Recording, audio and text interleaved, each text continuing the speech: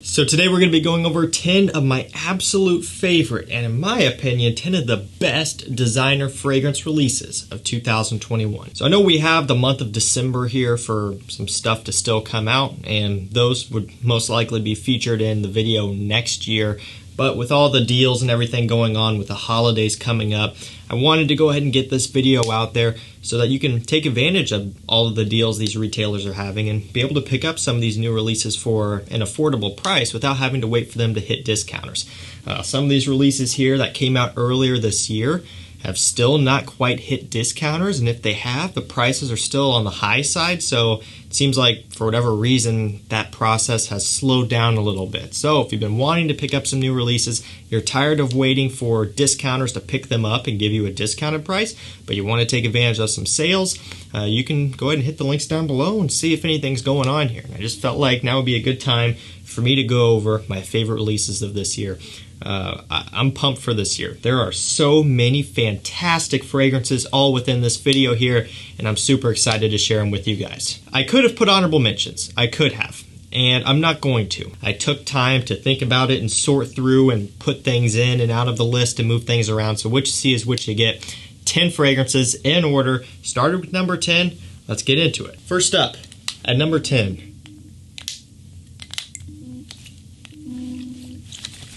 Ralph's Club by Ralph Lauren. This one's an eau de parfum. It has lavender, clary sage, vetiver, some of the main notes. It's a very modern, woody, mass-pleasing scent. This here, I think, could be the next fragrance that takes over the compliment market. You know how Yves Saint Laurent Y Eau de Parfum was really kind of taking that over. This kind of has almost a little bit of a similarity to that one, but ultimately it does have that mass appeal dialed way up. I just recently did a review on this one, and what I found so interesting is if you go on all of the major retailers, Macy's, Sephora, Ulta, the list goes on, all the big retailers where people typically outside of the community will rush and buy fragrances from first, this is the highest rated fragrance this year. Like, it's insane. So I said that in my review, this is the highest rated release of the year, and it's based off of that. I'm not going off of what Fragrantica says or what the fragrance snobs say. I'm going off of like the actual real data here, which is a number of reviews and probably the number of sales as well. Highest rated. And again, I just want to reiterate, this has a higher rating than all of the other new releases in this video. That's got to say something. The masses got their hands on this one, and they've been loving it up. I think it's really pleasant. I think it's a solid scent. It's very wearable. It's very versatile. It's got decent performance, and it smells great. At number 9, we have Bad Boy Le Parfum by Carolina Herrera. Cannabis, leather, and vetiver are some of the main notes, so I found this to be somewhat unique and interesting for what it was. This one came out, I think, mid this year, something like that. This is miles and miles better than the original Bad Boy for me. I just was not a fan of that one. To me, that's almost a throwaway, the original. I just really don't care for it that much. It just doesn't really offer anything new. I think everything in here offers something new to some extent. That one really did not. But Bad Boy Le Parfum, it does. You know, you get this herbalness, you get this nice leather note, it's spicy, it's kind of earthy.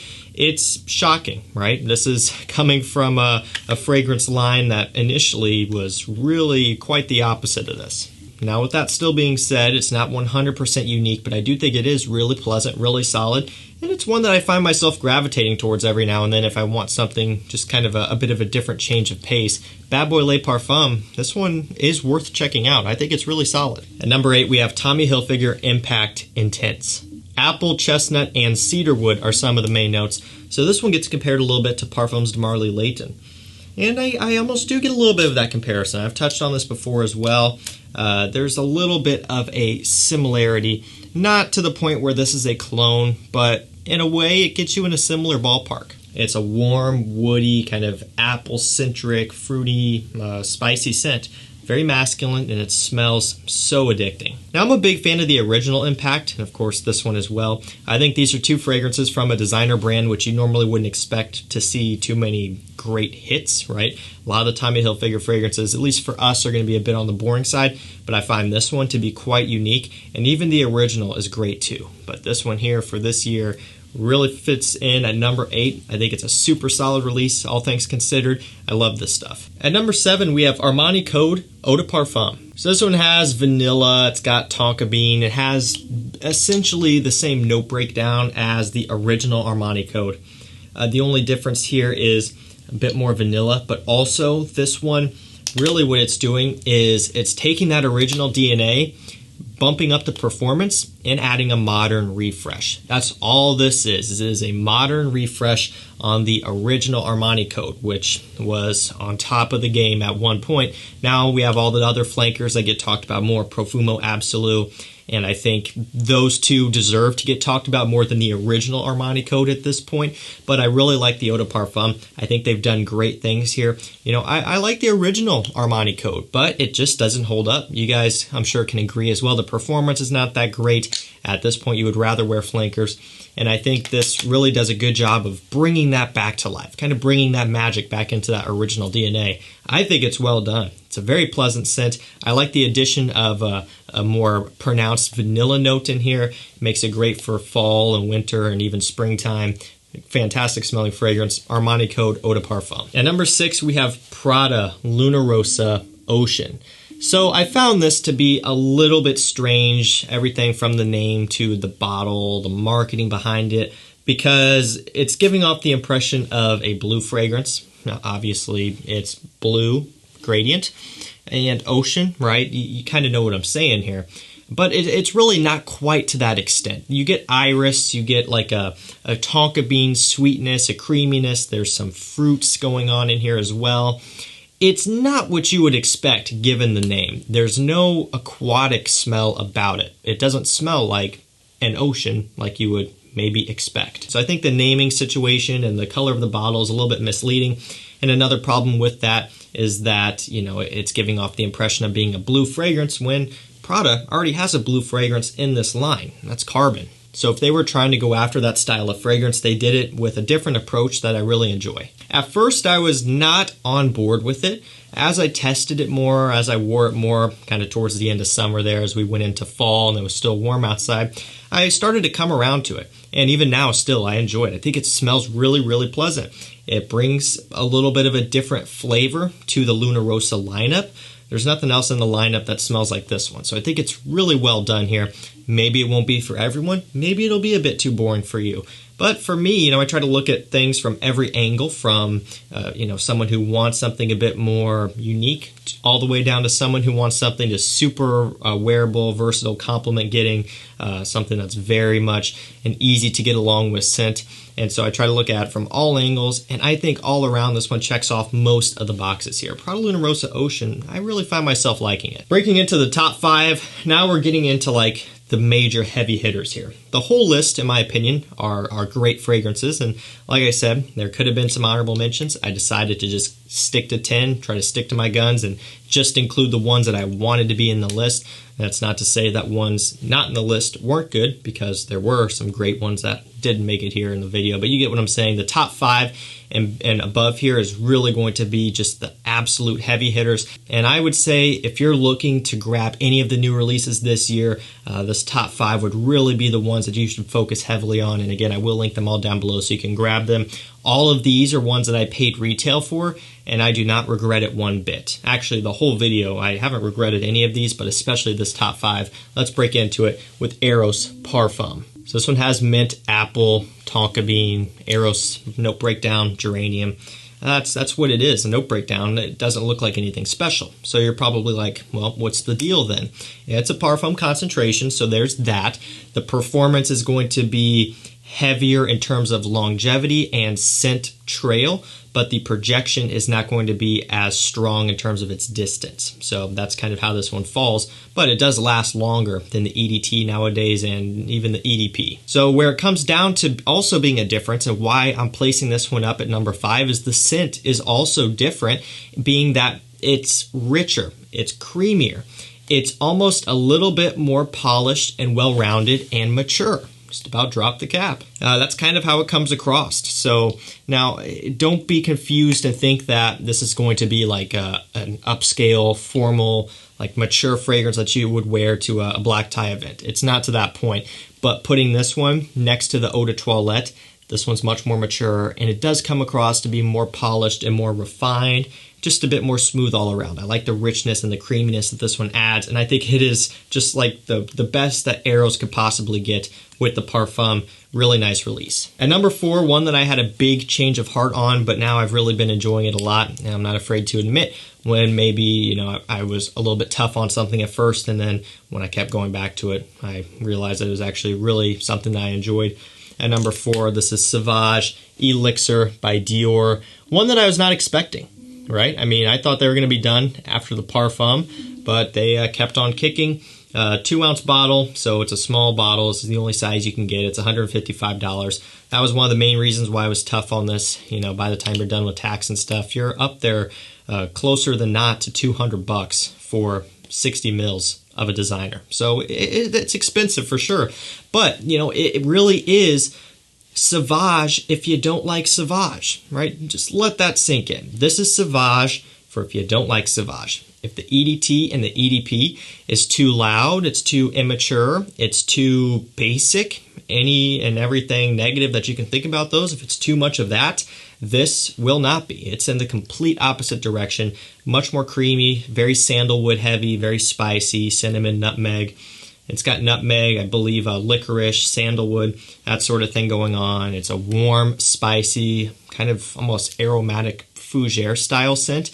It's very well done and very tasteful. I also find the quality to just be untouchable here with this one. You would expect it to be from Dior, but it really is top notch here.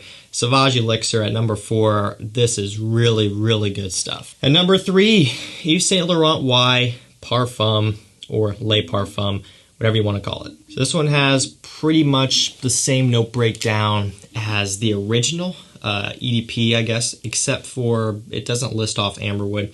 But you get the lavender, the clary sage, the apple, that sort of thing. And I do pick up on amberwood or ambroxan or a warm, fuzzy kind of note like that for sure. Not sure why they left it out. But this, it just has so much more richness. And when you think about it, all the fragrances in this video, it's kind of what this year's been.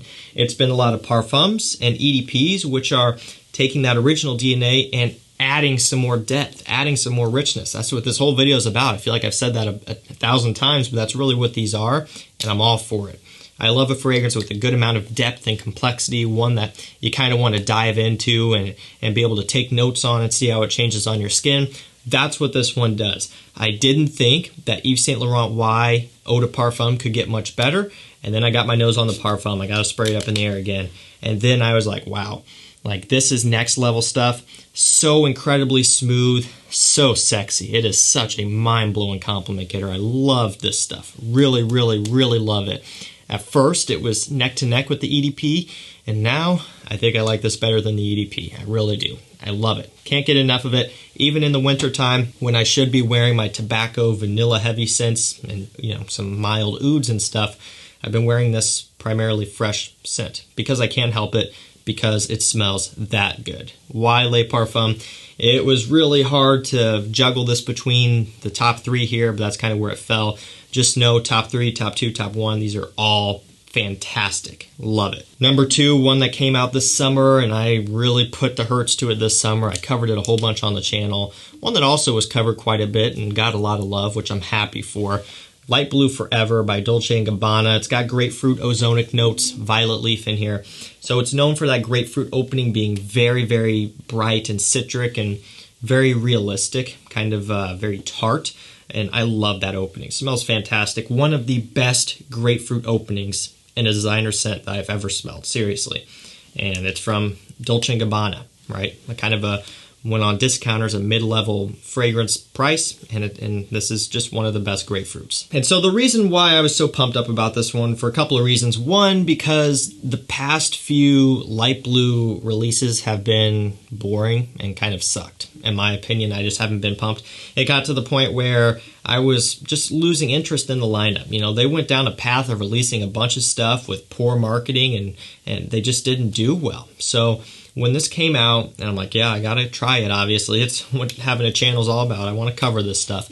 And I smelled it for the first time. I got my first impressions on camera. You can watch that video. I was so blown away. And I was so happy because it kind of revived my interest into this lineup. And I think it kind of brought the whole light blue line back to life. Here, I honestly think if they would have kept going in the direction they were going, had they not released this, had they released something else that would have sucked, I think they would have killed the line off, because other than this one now, the only really popular light blue scent is O Intense. Everything else just really isn't all that good. And the more crap they put out, the more people are going to forget about it. So I'm glad that they've kind of revived the line here with this one. Absolutely stunning summer fragrance. You got to get some. Number one, it hasn't been featured yet. You know what it's going to be. Should be obvious, but if not, well, here it is. La Nuit de l'Homme, Bleu, Electrique, Cardamom, Lavender, Cedarwood. Absolutely mind-blowing, stunning, gorgeous fragrance. Everything about this is amazing. It's that original La Nuit de l'Homme, which over the years has been weakened and also has been flattened out a little bit. What do I mean by flattened out? The scent profile. One point, the cardamom and everything, how it opened up, was so rich, it would almost burn your nose, like if you were smelling it too close. It was just that packed in, that dense, that rich and full body. And I know this because I have some 4-digit first batch, first year La Nuit de l'Homme bottles back here on the shelf. I've showed them before when talking about this. So I've experienced how it was, and I've also experienced new bottles of La Nuit de l'Homme, which, yeah, they don't pack that same punch. But this Bleu Electrique, it can give my old bottles a run for their money. Is it exactly the same as those vintage ones? No. But it's definitely much more rich and full-bodied than new regular La Nuit de l'Homme. So if you're looking for La Nuit de l'Homme, if you're looking for, in my opinion, one of the best date fragrances for men on the market, Bleu Electrique has to be in your collection. Everything about this is absolutely stunning. If you've never smelled cardamom before, smell this and you're going to be hooked. Such a warming, inviting, sexy scent, and I'm glad that they went this direction here and released this because it is amazing. Alrighty guys, there you have it. That is the top 10 best fragrance releases, designer fragrance releases for 2021. This was a great year for fragrances. They really kind of released some bangers after the year before this year being not so good given the circumstances. So yeah, these are ones that you should definitely pick up or look into, especially the top 5. Those are really ones that I would say you almost just need to have in your collection. But of course, that's all personal preference. But the whole video here, everything in here is really solid. I love all of these. I will provide links to them down below. Let me know your favorite releases of this year. Thank you so much for watching. Stay safe, stay healthy. We'll see you tomorrow with another one. Take care.